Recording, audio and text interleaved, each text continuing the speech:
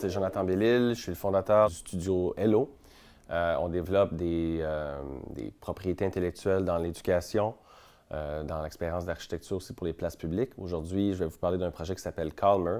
C'est une plateforme d'éducation qu'on développe depuis 8 ans. C'est une plateforme qui permet d'augmenter les expériences de lecture en classe et évidemment les expériences de lecture à peu près partout dans les musées ou les places publiques. Elle est déployée sur des applications Android ou iPad. C'est une application donc qui va écouter des personnes qui lisent un livre et qui va créer un film au fil de la lecture. Toutes les écoles primaires en Ontario depuis 2 ans ont l'expérience narrative de Wuxel Renard, qui est mon premier projet que j'ai déployé sur la plateforme Calmer, qui est une série de 8 livres, qui est un conte écologique dans lequel les enfants vont être amenés à exprimer à voix haute les différentes phrases du livre.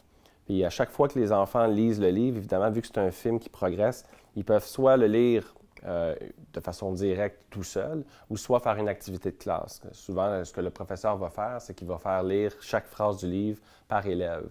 Donc, les élèves sont amenés à exprimer leur vision du texte, mais aussi de faire l'expérience d'un film. Donc, ce qu'on découvre avec la plateforme, c'est que ça peut aider l'enfant à développer son expressivité et donc, subséquemment, sa manière de comprendre le texte qu'il lit. Un des principes qu'on a voulu adopter dans Calmer, c'était au lieu de créer une expérience VR où est-ce qu'on met un casque sur la tête, où est-ce qu'on amène l'enfant dans une immersion, on a décidé d'utiliser la classe au complet physique, d'augmenter, à vrai dire, les objets déjà en place. Donc, utiliser la voix, le livre physique lui-même, sans détacher l'humain. Donc, le regard des élèves entre eux reste. Fait que selon moi, le futur d'une salle de classe va utiliser l'espace physique beaucoup plus, va être beaucoup plus une informatique calme, qui va être plus à l'écoute des émotions, plus à l'écoute de ce qui se dit dans la classe que d'un simple écran qu'on est passivement en train de regarder. Selon moi, ça va redevenir beaucoup plus communal comme interaction. Le professeur va reprendre beaucoup plus de place dans cette dynamique-là qu'en ce moment, la direction plus industrielle, où est-ce qu'on place des iPads dans les classes et on dit tout se passe sur l'iPad. Moi, je pense que de plus en plus, on va avoir des projecteurs interactifs qui vont apparaître dans les classes. De plus en plus, les écrans vont disparaître.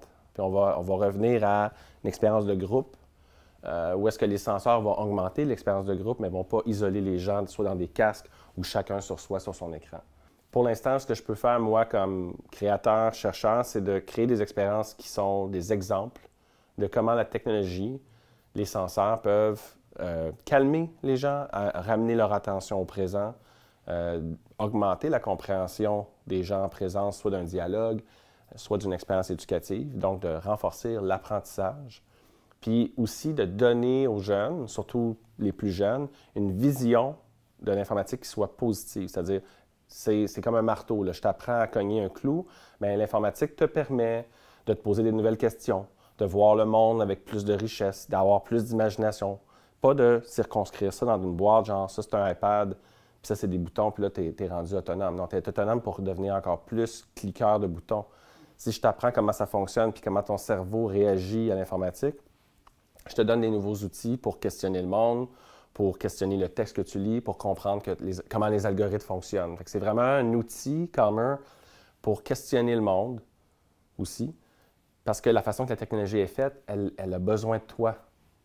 Elle ne fonctionne pas sans toi. Tu dois exprimer des émotions, tu dois lire à voix haute, donc tu dois te commettre à être au moment présent, lire le texte, comprendre l'émotion. Dans le fond, c'est un outil pour aussi réduire les stimuli extérieurs. Puis quand on s'est rendu compte que les étudiants, dans le fond, quand on leur donnait une expérience comme de voir un film, ils oubliaient que c'était un exercice de lecture. Donc, ce que ça créait dans les classes, c'était même les jeunes qui avaient peur de lire, osaient lire, parce qu'ils ne le voyaient pas comme un exercice de lecture, même si c'était purement ça.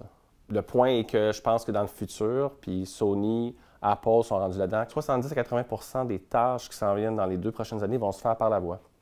Fait qu'on va lâcher le doigt, on va lâcher les yeux puis l'écran, puis on va utiliser juste notre audio puis notre voix. Puis ça va changer beaucoup notre relation aux machines. Puis donc, je pense que l'informatique et l'éducation sont intensément liés à l'oralité. Puis ça va nous amener à explorer des meilleures directions pour ça. C'est une direction plus humaine de l'informatique.